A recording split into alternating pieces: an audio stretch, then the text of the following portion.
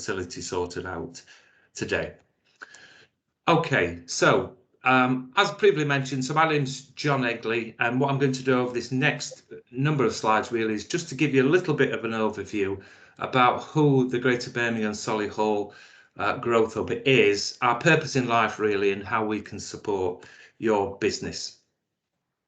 So growth hubs, there are actually 58 of them across England, and their primary role really is to be that focal point for any kind of business support that comes through our desks really, and that can be from business startup. I'm thinking about starting up in business, where's a good starting point for us, or it can be anything through to international trade, looking for how they can sell, market their products more effectively. We look at everything from grant funding, intellectual property. We consider ourselves to be independent and impartial. We are that friendly ear that you can approach us about anything to do with the support of your business going forward. We're made up of a number of different teams. So we've got the business advisor team themselves, and they deal with the inquiries that come into the Growth Hub. And they can be anything really. We get a mixture of telephone calls, emails, web forms that are completed, and it just gives us an opportunity then to find out a little bit more about what that business, what that individual is trying to achieve, and then for that business advisor team to do a number of things really, but predominantly around further support based on that inquiry. One of those further support elements can be the account management team. And I've got a slide in a short while which hopefully will provide some depth about what's actually there within that team. I think it's fair to say that the team has grown enormously over the last 18 months, and it's very pleasing to see that what's actually Greater Birmingham Solihull have done is brought in real sector specialists to work with businesses and having that empathy about what they're looking to achieve. And then the final team really is the Skills and Apprenticeship Hub. And as I previously mentioned, they are predominantly looking at development of that business from a people perspective. And the map, that's just the area that we actually cover. So if your business did fall outside of that area, then please do let us know, and what we can do is pass you on to one of our colleagues in one of the other 57 growth hubs that are out the UK. One of the things that this growth hub in particular is centred on is making sure that it's inclusive of all the support providers across the area really, and that's a real mix of, as you can see on this slide, the universities themselves, but we have, for instance, we have an intellectual property office advisor who's embedded into that team, but we work very closely with local, national and regional partners as well in terms of delivery. So it's everything from those sector specialist programs that are out there and startups and so on, the universities, but it's a very inclusive way of, if we don't have the ability to support you to a certain degree, then we can pass you on to one of our delivery partners. And that's reflected really within the account manager team, because that's made up of individuals that come from all sorts of different backgrounds. And on the right hand side, that menu there, that gives you some idea about where these specialists are. So funding and finance, social enterprise, manufacturing, food and drink, health and life science, technology, low carbon, creative industries, business resilience and growth, and business professional and financial services. Now, there are some sectors across our patch that are considered to be more important than others. Not sure I necessarily agree with that, but we have to look to see how we can best support those sectors as well. So that's why that's reflected in some of the team that's here within that. So these guys have got a wealth of experience, having either owned their own businesses or held senior positions within those businesses, but have that background in the areas that I mentioned on the right hand side. I don't want to go through all of these because I'm conscious that we've got quite a lot to get through today anyway. But in terms of what's the offer to you guys, how can we actually help? And the answer is in a number of different ways. But what we actually deliver ourselves from within the team are the ones that's listed on this particular slide. So again, when you do get a copy of those slides, if there's anything on there that you want to have further information on or some support in, then please do let us know.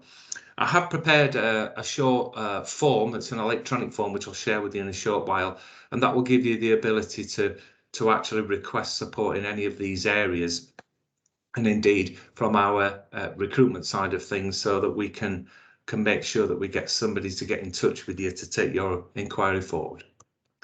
I'm not going to spend too long on the Skills and Apprenticeship Hub, because Michael's going to cover that within his presentation, but we are one growth hub made up of business support and skills as well.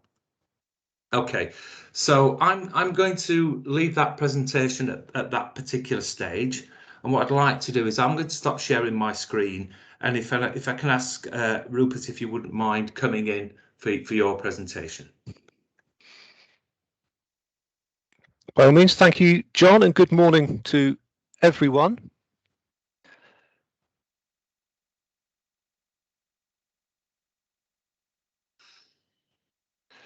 There we go. So that is me. I'm Rupert Waters. I'm the interim head of economic development at Solihull Council. So I've been in post now for roughly 2 months. So my knowledge of the borough is mostly gained from spreadsheets. I haven't had a chance to meet too many real businesses yet and find out what the key challenges are. So I'm very keen to start to engage with the people on the call today and see how we can make Solihull the best it can possibly be. It would be remiss of me to miss the opportunity while I've got you here to say that one of the main things sitting on my desk is the commissioning of a new economic strategy for the borough. And we will obviously want to have some engagement from the private sector into making sure that does what it needs to do. And we're certainly aware that all of the objectives and the aims that we put in that strategy to increase people's standard of living and raise employment rate will all really be dependent on the private sector doing those things. We want to make sure that your needs and your challenges are properly reflected in that. So it would be excellent to keep that dialogue going beyond today. What I have today is some slides that set out what we've been up to recently. So the big thing lately has been the economic recovery, and we've tried to cut into that in 3 ways: through pillars of people, business and sectors, and through projects and places. And part of the ambition has been to make sure we can maintain Solihull's excellent growth trajectory in recent years. So the data tell us, and it may be slightly exaggerated. It looks like we're this tiger economy sat in the West Midlands. It may be slightly exaggerated, but nevertheless, we've come out #1 in the national rankings for productivity and economic output growth over the last 5 years, and we're certainly keen to maintain that. And with things like the HS2 interchange station and the associated development there coming, plus a resurgence in air travel and events, we expect that could well happen. And of course, also a focus on our town centres and making sure they remain important cultural and community centres for people to come and benefit from being in the borough. So the first of our pillars there is people, and that's sort of been the big challenge through the last 18 months, has been keeping people in work and giving them decent work. And so sorry, I've jumped to there. Sorry, so there's been support for people moving to employment and self-employment, partially through the Enterprise for Success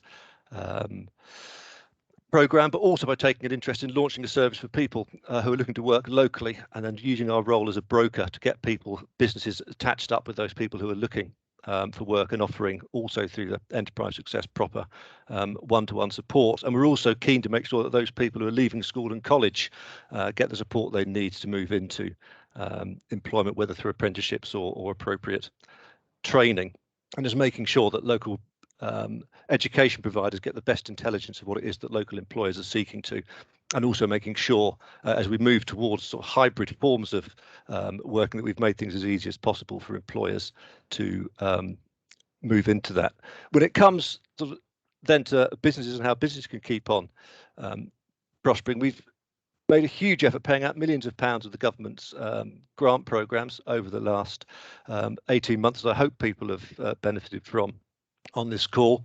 I think funds are running very, very low now, but we'll continue to try to promote and support our business and lobby at every opportunity, at every spatial scale we get the chance to make sure that funding keeps coming into Solihull and to help us to be the best place we can possibly be. And we'll try to make sure that as new projects come on stream, that we lobby hard to make sure the government looks carefully at our borough and deciding where these things will be. And obviously we'll carry on working closely with John and colleagues at the LEP to make sure that Solihull remains front and centre of their minds and continues to be a good place to work due to our close working with them.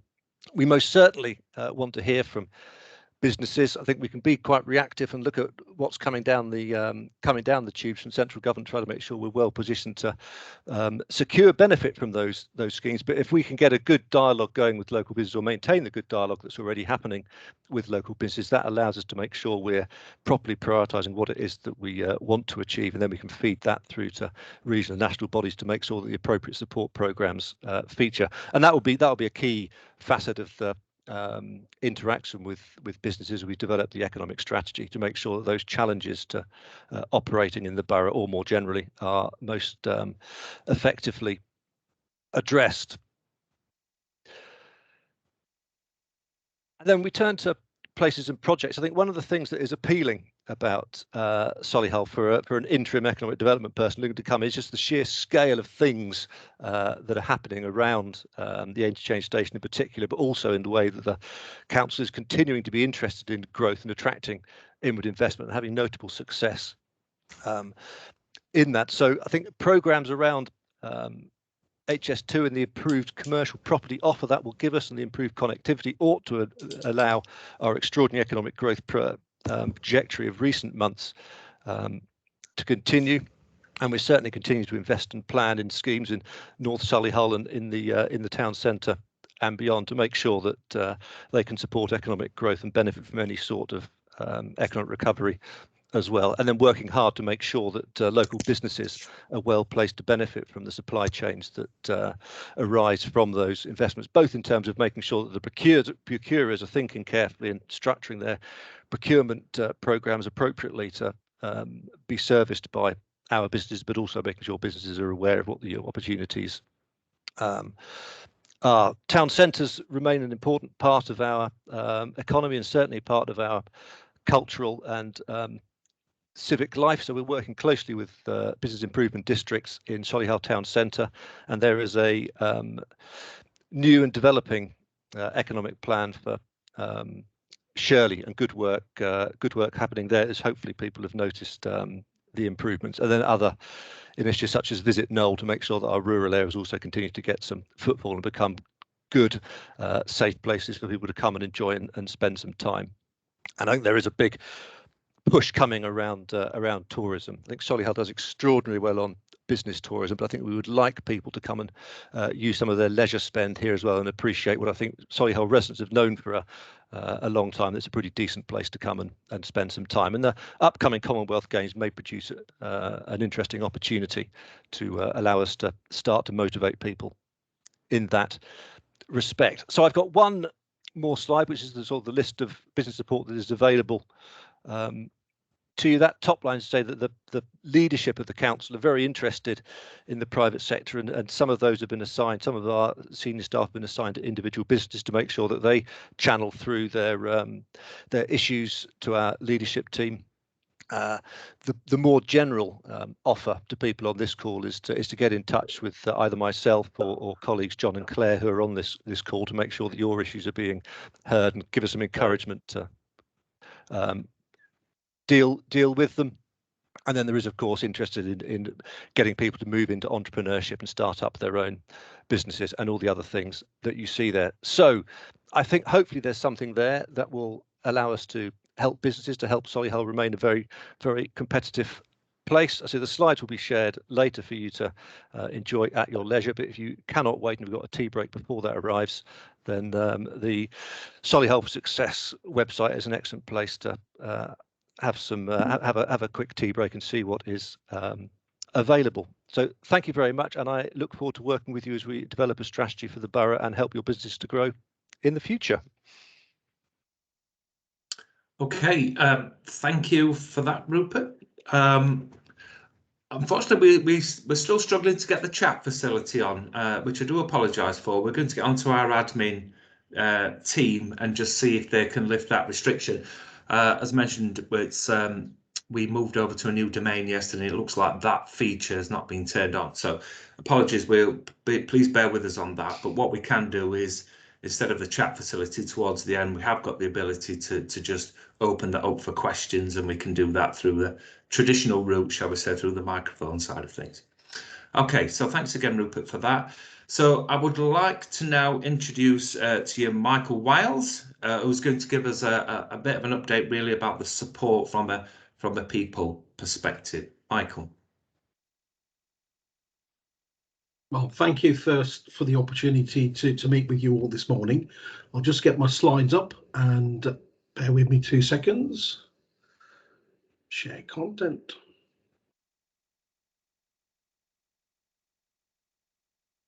Bear with me. Okay. Well, again, good morning.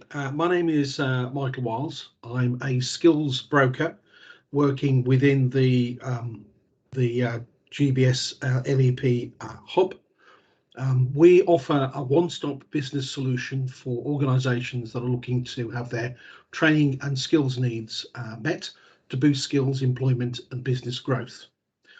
The way we work very simply is every employer can have their training needs analysed and a unique skills plan developed that will identify appropriate programmes and provision in a focused package of support purely to meet their needs. So it's very much on a one-to-one basis. A couple of things we're not a training provider, and our role is not to sell training.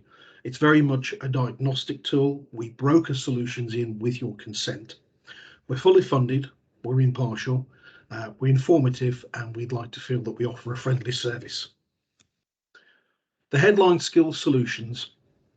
One of the issues that employers often have is there is such a wealth of advice, guidance, and frankly, programs and support available that sometimes it can get quite confusing. So hopefully with this presentation, I've sort of broken it down into a few easy to digest blocks. The headline solutions are the Kickstart program, the Apprenticeship program, industry placement, and traineeships. So let's just diagnose those a little bit further. It's very much a case of having a journey to competency, as we call it. So going through those, the Kickstart program was launched by the government just over 12 months ago. It's running until March 2022. However, applications do need to be in before then. The actual scheme itself is focused around a 6-month placement with a lot of funding, including funding for supporting the individual. That's training. It can be a new IT kit, for example, for someone coming into your organisation, perhaps in an IT role. It's certainly a very, very good program, but it is now winding down. So if that's of interest to you, definitely a case of getting in touch with us as soon as you possibly can. The apprenticeship program is seen as a natural lead on from the Kickstart. So in an ideal world, you take on someone through the Kickstart program and then hopefully progress a successful applicant a placement following their 6-month placement into an apprenticeship. Apprenticeships are a little bit more detailed, so I've got a separate slide regarding those, but they're often seen as being a very high standard of securing and maintaining fresh talent. The traineeship is a program which is in some ways is similar to Kickstart, but I'm afraid it's been very overshadowed by the Kickstart initiative. It's aimed again at 16 to 24-year-olds, and it's based either on a 6-week all the way up to a full year placement. And again, the traineeship is based around a relatively young person joining your organisation and perhaps in an interim role, perhaps at an entry-level role that you can then develop, mould, utilise their skills and hopefully offer them a successful career. And then very similar to that, there's the industry placement. Again, a little bit more information on that can follow at a separate presentation. But again, it's another way of getting fresh talent into your organisation to meet your business needs. I mentioned apprenticeships very briefly. It's regarded as a gold standard for many employers. It's been around for many years, and there are a number of key attributes and advantages. First, it's often a way of bringing in fresh talent, so it's often seen as a breath of fresh air. We've got stats. There's lots of information that can show that it increases productivity because obviously people are coming in, they're keen, and that can galvanise existing members of staff. It has a positive long-term development programme. So again, this is bringing in new staff. One thing I must stress, however, is apprenticeships aren't just a recruitment tool. You may well have people within your organisation who are looking to up their skills. Perhaps they've had a job change, perhaps they've had additional responsibilities. So again, we must not overlook existing members of staff that could benefit from an apprenticeship programme. And again, one of the perceptions with apprenticeships are they are for newbies, people coming into your organisation. That could not be further from the truth. Apprenticeships go from a theoretical level 1, which is very entry level, but in fact most start at level 2 or level 3. To put that in old-fashioned money, level 3 is often seen as a first step into management, so by no means straightforward and easy, all the way up to a level 7, which is technically above a master's degree. So again, please don't go away with the perception that an apprenticeship is just for entry-level staff. One of the great benefits of an apprenticeship and bringing people through or enhancing existing skills is, again, it's a proven aid to retaining staff. And we appreciate at the moment one of the issues for organisations, particularly successful organisations, are that there is certainly an element of staff moving on, looking for new opportunities. We are currently in a very strange economic position where we do have, unfortunately, high levels of unemployment, but we also have an acute skills shortage. So again, you may well see that an apprenticeship is a way of demonstrating your commitment to existing staff, bringing new staff in as well, and showing that they are valued, you are putting that support in. There is extensive funding available when it comes to recruitment and upskilling members of staff. Again, something that we can discuss outside of this meeting. At the moment, the government have incentivised you even further with up to £3,000 of grant available to organisations that are hoping to bring in new members of staff. Again, there is a criteria element, but again, we can discuss that. One of the other issues that traditionally has potentially been an issue for some companies is apprenticeships take a long time. Well, they do, but an awful lot of the learning through an apprenticeship is actually whilst they're doing the job. So this is not the traditional model that perhaps some of us may have experienced, where the person would be out of the business for extended hours or weeks or months. Although again, depending on the level, there will be some impact obviously on their work time. Again, working with a responsible employer, you have to have a responsibility that you are willing to invest time and effort to make sure the apprentice is successful. They can be tailored to your business. There are at least 170 different areas of apprenticeships that are available. So again, one of the areas that we work is we understand your business, we come in, we do a training need analysis. We will help you focus on the correct or appropriate apprenticeships and the benefits for actually introducing the apprenticeship to your organisation. And again, that's based both on existing members of staff and the recruitment of fresh talent. It tackles the skill shortage. One of the issues, again, I've already mentioned, is the fact that we do have an acute skill shortage in many areas. An apprenticeship may be a successful method of trying to overcome some of those short-term issues. And finally, it can be seen as future-proofing your business because you're bringing or retaining staff and talent. And again, you could build this in as a succession plan as your business goes forward. And again, we've seen that model demonstrated many, many times, that people come through the ranks, if I can use that expression, through something such as an apprenticeship. They're given extra responsibilities, and there's nothing to stop them going all the way to the top of your talent tree. However, one of the issues I've already mentioned is the fact that there is so much out there that employers sometimes get bamboozled by all the offers of help and assistance, and sometimes the offers of information can be a little bit contradictory or overlapping or simply confusing. So many businesses are looking to maximise the skill set within their current workforce to help develop layers of skills, so layered skills, and in longer term building succession provision without lengthy and sometimes expensive training. This is where a trainee need analysis, TNA in our jargon, comes in. This can really help pinpoint potential skills issues and related solutions. And again, one of our routes is to try to signpost you to solutions that have minimal impact on your bottom line, which I'm sure will be good news to most employers. Going through just some of the options we can be discussing while we're working with you on that TNA. And again, I've broken these down into only 3 areas because, again, otherwise I could take the rest of the morning. There's a program which has been extremely successful called the Skill Support for the Workforce, SSW. SSW is delivered as bite-sized training. It's ideal to boost skills and underlying attributes. It places less strain on your business. It's easy to access because most of it's online. And the great thing is, for the majority of organisations across our region, it's completely free of charge. Rupert mentioned digital being a major area of interest and concern as we develop an economy which is based online. So again, at the top of that, you'll see IT and digital skills, business administration, customer service, team leading, project management, health and social care, warehousing and storage, and communication skills. And again, I would emphasize it's a huge program. I've only skimmed it. So again, these are areas that we can discuss focused on your specific business. And if that's not enough, there's another very similar program called STEM Up.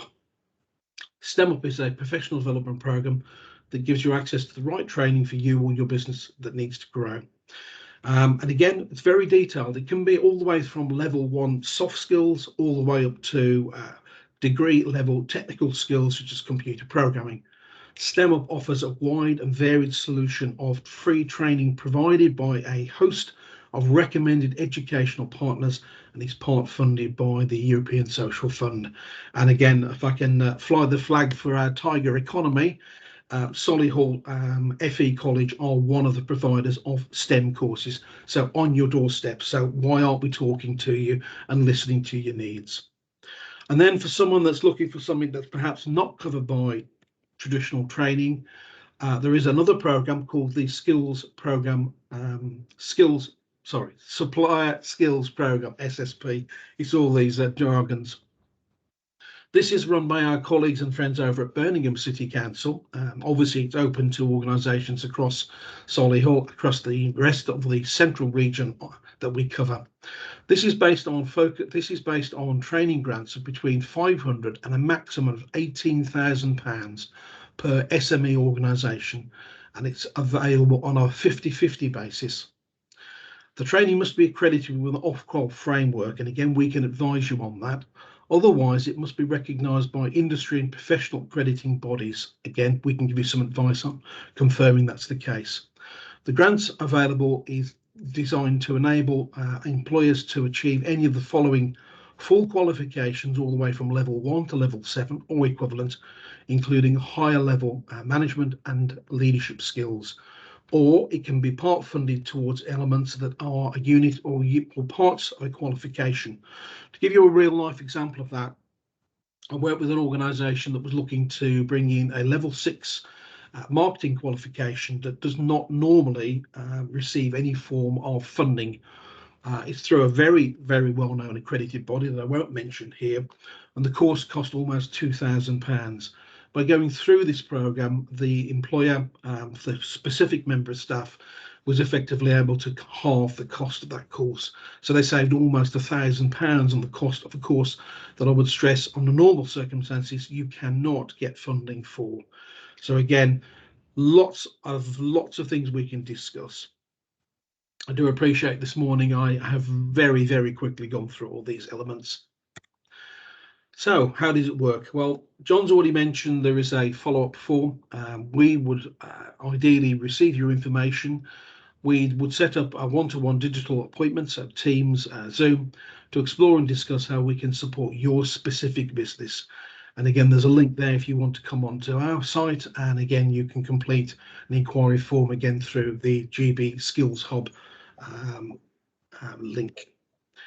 Okay, well, thank you for listening. I do appreciate I've rather zoomed through that. My contact details are there. A little bit more information about the team that I represent, if I may. Obviously, my team members aren't with us this morning, so I must give some credit to some excellent people that I work with. We've got Avelia, who's a skills broker, such as myself. And then we've got Ashley and Helen, and they are focused very much on the apprenticeship offer. However, again, I would stress we are fortunate that we're all multi-skilled and we've all got knowledge across a number of different elements. So again, if you were talking to me, I'd be very happy to talk about any of those solutions. And it wouldn't mean you'd necessarily have to be pushed in one direction or another. So again, Valia and myself will very happily cover apprenticeships. And again, Ashley and Helen would very happily talk to you about Kickstart. I hope that's been useful. And again, thank you for your time. Thank you, Michael. Yeah, I learned a lot myself there as well, so thank you for that. Okay, so apologies, are you getting some feedback there? Okay, I think it's probably because, oh, that's better. Sorry, I think it was just we still had the microphone on. Yeah, a little bit of an update of the chat facility. It would appear that our external IT consultants didn't switch chat on because we didn't specifically ask for it, which bit of a mind boggle there, so don't worry, but we are working hard to get that in. Whether we can have that by the end of this session today, I honestly don't know, but what we can do, as I've mentioned, is that we can just go over to a kind of verbal Q&A side of things, and all I would ask you to do for that one is, again, those icons towards the top of your screen. One of them, it's got like a little hand, a smiley face and a hand. If you put your mouse over that, you can put your hand up. So I think probably the most sensible thing to do is if we can ask John Bunting to come on now, so you can present yours, John, and at the end of that, then if we haven't got the chat facility back, then we'll just move over to a verbal Q&A. Okay, so thanks again for that, Michael. Really enjoyed that. So without further ado, I will hand over to John. Hi everyone, can everyone hear me? Yes. And can you see my screen? Yes. You can do, excellent. Right, good morning everyone, and thank you very much to the Growth Hub for inviting me along, and thanks for everyone for joining. So I'm John Bunting, I'm an independent business strategy consultant, so I don't work with the Growth Hub, but the Growth Hub have asked me along to talk about this thing called Agile Working. Now, I want to start this presentation by discussing politics, something you should probably never do. This is Oliver Dowden. Oliver Dowden, Conservative Party chairman at the recent party conference, said people need to get off their pelotons and back to their desks. And this was in response to one of the permanent secretaries, Sarah Healy, talking about the fact that she enjoyed working from home because she could use her peloton. And Boris Johnson in the same conference reiterated that by saying it's important for building a productive workforce that people get back to the office. Well, is it? Is a good question. Says who? So Scotland, Wales and Northern Ireland are still recommending we all work from home. England, I've just given you a bit of an indication of the confusion that arises there. And on top of that, Sir Patrick Vallance is saying people should continue to work from home. What was very interesting was the response that Dowden got from, well, many people, including Dave Penman, who came back and said it's not important really where you are, it's more what you're doing, which is what this whole agile working and hybrid working is doing for us. So I think in my 40 years of working, this is quite possibly the most unique. If you can have something that's most unique, this is a unique set of circumstances. If you do a pest analysis on where we are at the moment, crikey. So we've got COVID, Brexit still happening, we've got inflation rising, interest rates potentially under pressure, COP26 is happening, who knows what China are doing, still no deal with the US. Energy prices, so another energy company went this morning, fuel prices are going up, consumer borrowing is a bit crazy. Who knows what's going to happen to the Irish border still. Already mentioned the skills shortage we've got. There's a lot of business closures, but there's a lot of new businesses starting up through the pandemic. We've got massive supply chain issues. Raw materials going up in price. Wood, steel, wood's gone up 40% over last year, and quite incredible. There will be wage inflation coming our way. We're told that French fishing is sorted. Excuse me. We've got new startups happening. We've got record numbers of job vacancies. Rupert mentioned things around the city centre and the move to online, etc. And they're even saying that it's going to be the worst flu epidemic we've had for many years coming this winter. Crikey, there's a lot of things happening. And right in the middle, we've got this whole effect of the social change and this working from home. And what has happened to us over the last 18 months? Now, the government has responded and put some money into people. Living wage, apprenticeship schemes that Michael has mentioned. Ironically, trying to attract foreign talent back into the country. And some things for us fairly local around the West Midlands, Greater Birmingham, Solihull areas. Some investment mentioned in the budget. So what is this thing called Agile Working then? How has this affected us? Well, Agile Working has really been around for a long, long time. I can remember myself, I was doing Agile Working 30 years ago, based at home, running around the country, etc., not quite knowing the term Agile Working or hybrid working, but we were certainly doing it. So the pandemic has really accelerated what was already a pre-existing social change, but it's accelerated it quite incredibly, really. And we've got a real paradigm shift, something people are calling the new normal, where power has moved from the employer to the employee. So in the jobs market just now, the people with the power are the people with the skills. The employee has the excuse me, has the power here. And society is split into those who can work from home and those who can't. So if you're in manufacturing, services, police, NHS, if you're in events, hospitality, you can't work from home. So you've got a split society. And even those who have the ability to do it are also split to those who actually don't want to do it or possibly can't do it. If you've got kids at home, if you're caring for elderly parents, if you're sharing a one-bed flat with someone, you maybe have no facilities to actually do this hybrid working thing. But working from home, agile working, hybrid working, it's more than just the location. There's a sea change in what we do with the business values, culture of the business, how we organize our teams, and importantly, the well-being, the mental health, indeed physical health of our employees, which shows us we need to get better at delegation, trusting people, and empowerment. Trust being one of the most important things there. So this hybrid model is basically anywhere, anytime, any place. Where are you going to be working? What are you going to be doing? So what are the stats saying? Well, the stats are saying a lot of conflicting things. So the stats in damn lines, isn't there? So Gartner is saying 32% of employers rather, are replacing full-time roles with contingent working of some form. ONS is saying 37% of work population did some working from home during the pandemic. Microsoft is saying their survey that they did of EU companies, 82% reported increased productivity. And I've got a big question mark there because the very next survey you might read was McKinsey's survey saying from an employee's perspective, not employers, employees' perspective, 41% of them said they were being more productive, 31% less productive. So an interesting balance. BT survey said that 35% of their people reported less stress, less mental conditions, less absenteeism, etc. And we can go on. There's a lot of stats there showing that this is getting a bit confusing. So some are saying it's good for the employer, good for the employee, some less so. Some pointing out that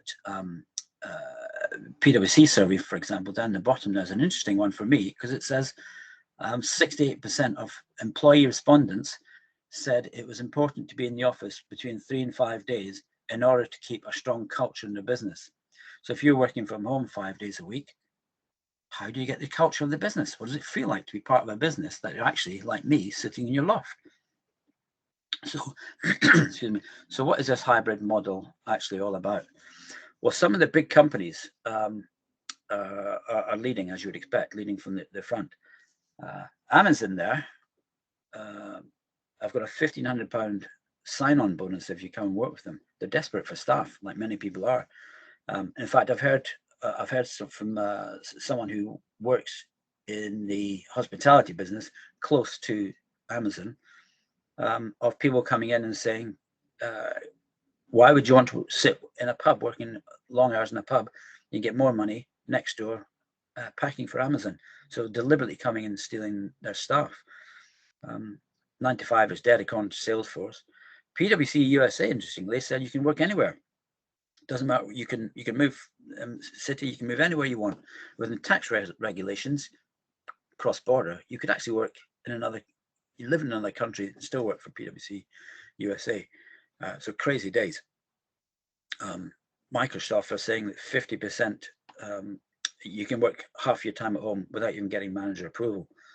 And I like Citigroup. Zoom free Friday. We're no longer having anything Zoom on Friday. Are we all zoomed out? Probably. So let's look at some of the benefits to the employer and to the employee. Well, to the employer, hybrid working of some sort, increased productivity, question mark. According to the surveys, employers are saying they're getting increased productivity. The whole practice of having a large office, even small office, city centre, etc., huge cost. Nowadays, do you need it? A lot of people swimming around with big empty offices, trapped into leases possibly they can't get out of. Benefits to employer, you get a wider network for recruitment.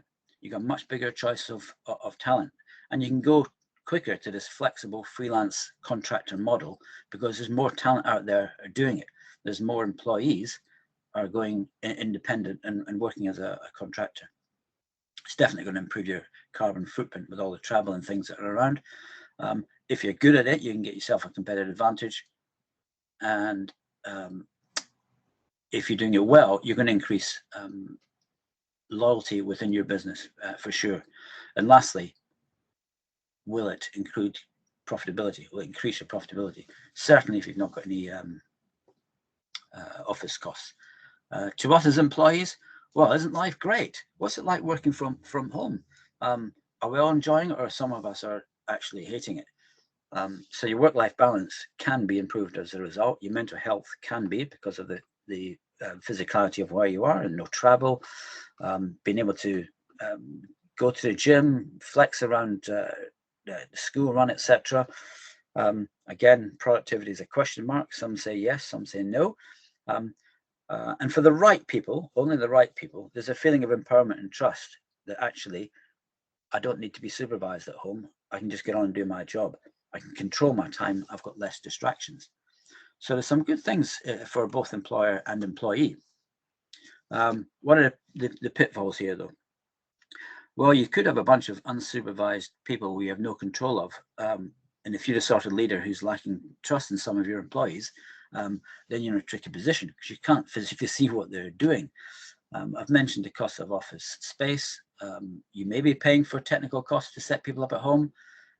You have potentially less innovation, because innovation often comes from groups, from banter, from people knocking ideas around amongst themselves, normally physically. That's harder to do on Zoom or at home.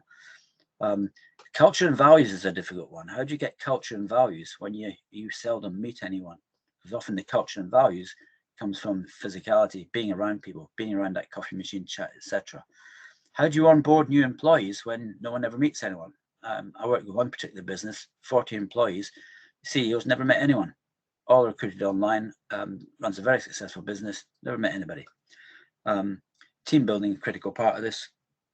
Again, the physicality involved, very difficult. I mentioned a sort of two-tier society of those who can or can't, and those who do want to or don't want to, and managing, because normally you're all in the office 9 to 5 regardless. Now you've got this hybrid situation where, as a manager, as a leader, you've got to manage different people. Leadership is tricky, and one of the things you've got to do is watch out for burnout. You can't physically see it. So when that person usually walks in the office and you think, oh, they're not looking very well, and you're sending them home, you're having a discussion, etc., you can't tell that down the line sometimes. You can't tell them. And to an employee, well, the pitfalls are quite obvious. And how many of us enjoy sitting alone and isolated in part of your house all day, never moving from the house, never moving from the chair possibly? To some of us, this is brilliant. To some of us, it's horrendous. There's this feeling of pressure of actually always being on call, and how do you separate your work life and your home life? And one of my clients used this line, they're missing the spontaneous laughter that they hear in the office. So they're missing the people aspect of people just in the far corner of the office. A big laughter goes up because someone's made a joke, something's happened, which you're not getting at home. And the depth of relationships and friendships are harder to bond as part of that. Big distractions at home, possibly, especially TV, I suppose. I mentioned you're not seeing people, and it's much harder to feel the culture of a company, of a business, much harder to feel what their values are. So there's a bit of a them and us going on. There's benefits to this, and there's definitely pitfalls to this. So the interesting thing is, what's next? Where are we going from here into, as we go into 2022? Well, McKinsey have done a nice report on this, and they're suggesting SME leaders need to completely question the assumptions they make of the working model, start from scratch, break it all down. And I'm going to come back to that in a second. I'm a certified coach with a business called Scaling Up. One of the things we talk about is the 4 key decisions that you make. People, strategy, execution, and cash. People being the first one. There's a management guru called Jim Collins, who talks in his book Good to Great about getting the right people on the bus. People being the most important part of your business. Good people. So we talk about assets. People being your best asset, but only good people are your best asset. Bad people are your worst asset. They're a major liability. So where do you find good people? How do you get them on board? How do you empower them, and how do you keep them? And do the things that you have control of. So let's look at what you've got control of and things that you can do. So as an SME leader, you're running your own business. There's a little line here that says, consult, listen to people, act, measure result, and close that loop again. So one of the key things you need to do as an SME leader here is develop your plan for agile working. You may have just now accidentally fallen into it. Hybrid working, you may not have an actual plan. So this slide is about how do you get yourself a plan. So it may have impacted on your overall vision for your business now, and your business plan, and it may have had some effect on the culture and values of your business. So you need to re-examine them again. You need to consider how you recruit people, because the traditional ways of recruiting might not be there.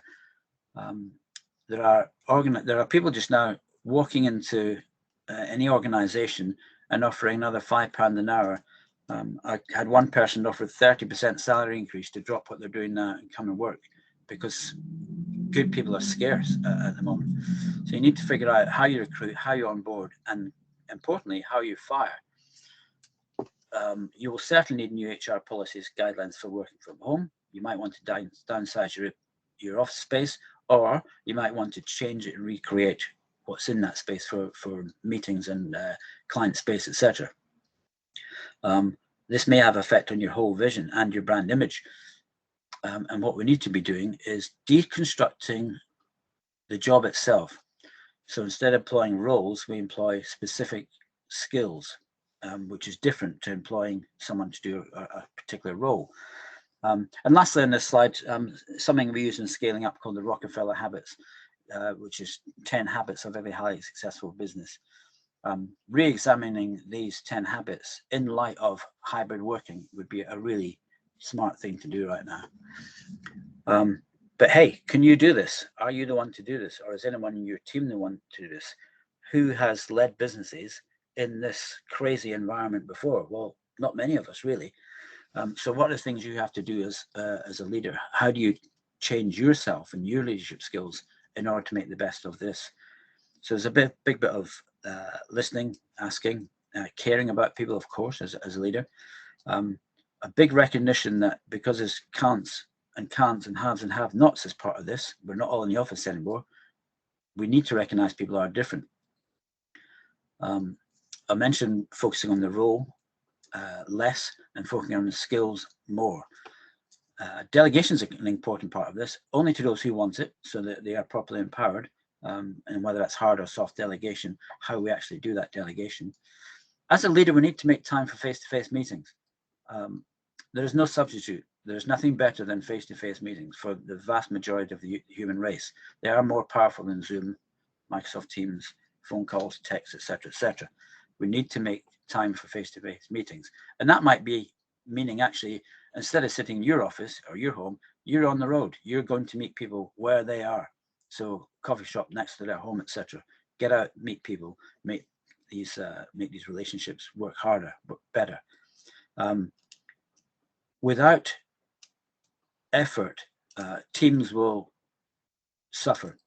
So we need to make sure we are making big interventions to collaborate, team build, away days, specific team meetings, regular stuff in the diary where people get together to get back some of the stuff we've lost from being around each other in the office.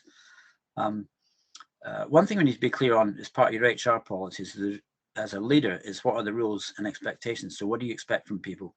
Do you expect them to reply to an email within minutes? Do you expect them to reply to something you sent them at 7 o'clock at night? Please don't send them things at 7 o'clock at night. What sort of expectations do you have on your employees sitting at home? Importantly, how do you measure the success of this? What sort of KPIs are you putting in place? Not just on the productivity and outputs of the actual function of the job, but also in terms of how we're measuring how our values are doing, how our teamwork is doing. And lastly, make this personal. Make sure you've got a communications process in place that people get specific one-to-one time. So last slide. This hybrid working thing is here to stay. It's we're all calling it the new normal. But let's be very clear. This is a war for talent. This is a difficult environment. I've spoken to about 50 clients in the last month or so, some of them on this very subject. They are losing good people. People are getting stolen from underneath their nose for better jobs. Some are going to jobs which actually are probably above them because the person employing is so desperate to get hold of people, they're reducing their standards. So you'll have people being promoted to a level of their incompetence. So you've got potential wage inflation, you've got talent, you've got productivity issues coming up in the future. So you as a leader, you need to act. You need to act now, before your employees do, before they take it into their own hands, and before your competitors do. You need to demonstrate real leadership here and make a plan. And lastly, I'm bound to say as a consultant, get help, ask people. There's lots of help out there, both from the Growth Hub and independently. Thank you for listening. Okay, thank you, John. I'm sure we were all kind of sat there thinking, yeah, get that. That's exactly where we are. We've got a lot of those kind of issues going on ourselves. You know, the Growth Hub is like any other business. We're made up of some incredible individuals, and you know, working as we have done for the last 18 months has brought about for some radical changes in the way in which they've been working. And you know, we have regular consultations about what people would like to do in an ideal world going forward, but it's not easy. It certainly isn't easy when you're thinking about the whole of the team dynamics around all that as well. So yeah, and I think as you were saying, John, there's not a lot of experience to draw upon in these kinds of areas, and it is I think the best way, as you've really illustrated really well, was it's about dialogue and it's about discussion really. And if I can just share you one kind of story from last week really, and it was a member of the team who'd openly said to me a few weeks ago, I don't feel as though I need to come in at all. I'm, you know, absolutely fine, doing really good job from home. But that individual did come into the office last week, and one of the first things that they said to me was, I've really missed this, and I've actually quite liked being here now. So I'm a bit of a convert around all that, you know. So I think again, in some instances, it's become the norm, but is it the right thing to do, and so on. So yeah, I thought that was fascinating. Thank you so much for that. So it doesn't look as though we've got the kind of typing chat facility available. So I think the best thing that we can do really is if I can ask people to use the kind of hand facility. Hopefully you've all got that. And if you just raise your hand, then I can go to that individual, ask you to unmic your microphone, and then pose your question. So do we have anybody at the moment?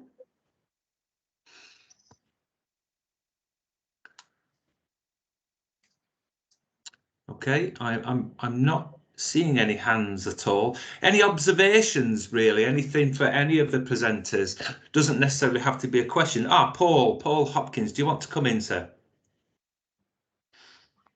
You might just need to mic yourself. That's Hi, good morning, and thank you for the presentations. They've been excellent. Thank you. We are a company that are moving. We're a physiotherapy company with currently 3 clinics. And we're currently moving one from the Coventry area into Knoll within Solihull. And we're obviously looking for access to support and funding, possibly grants wherever possible. I've been talking to the support team, and we were discussing an ARG grant, which appeared to fit the bill. But then when we got down to the nitty-gritty, the address being in Knoll and Solihull was not eligible for this particular grant. And the trail sort of went cold then, and the advice was, well, you need to talk to Solihull, or you need to look at their website. And I sort of felt that it fell over a little, because I've gone onto the website and can't find anything suitable. So I'm just wondering where the continuity is, and if I could have any guidance on that, please. Thank you, Paul. I can see that Claire, would you like to respond?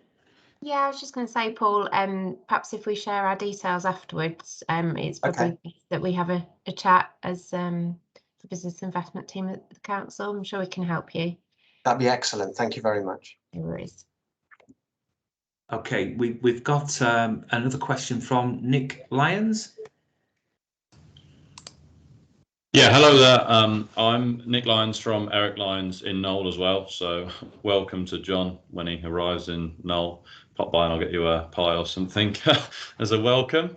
I'm looking to push the business national in January with online deliveries. We do about 60 to 70 deliveries within a 5-mile radius at the moment, and sort of we've got about 14 to 15 staff down there now, and I need to sort of, again, my dad was I've sort of taken over from my dad, and sort of the butchery industry was a bit sort of old hat, so I need to sort of build a management structure.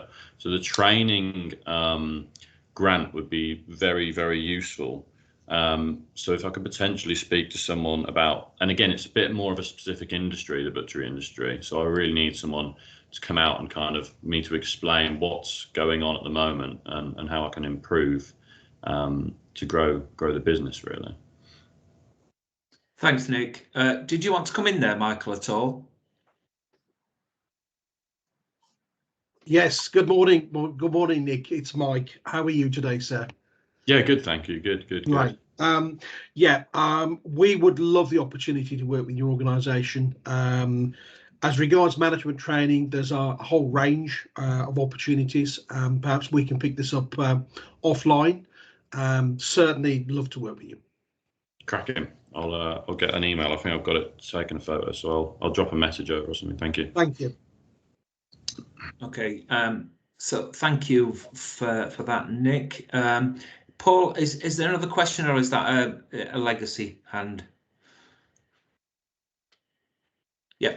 Okay.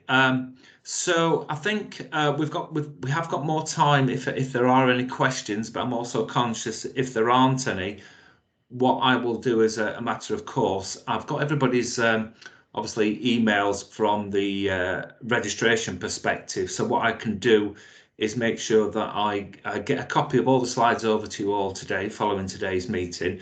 And on that, I will also include a link to the support request form, really. And it's a bit of a hybrid.